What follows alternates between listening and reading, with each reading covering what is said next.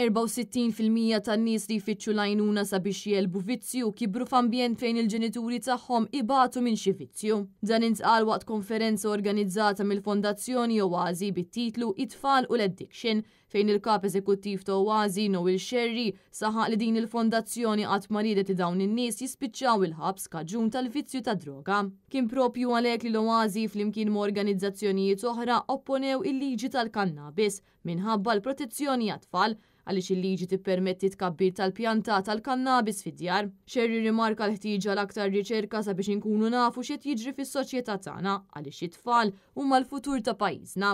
Barra minn hekk waqt din il-konferenza tkellmu diversi esperti li spjegaw l-impatt negattiv fuq it-tfal meta l-ġenituri batu mill-vizzju ta' droga. Fost l-oħrajn dawn jistgħu jaffaċċjaw problemi finanzjarji jew saħansitra jispiċċaw bl-istess vizzju li jwasslu għal impatt negattiv ferm akbar. Intqal ukoll li f'pajjiżna ta' stigma madwar it-tiftix għall-għajnuna u għalhekk numru kbir ta' nies qed jispiċċaw idumu ħafna aktar sabiex jelbu l-vizzju tagħhom.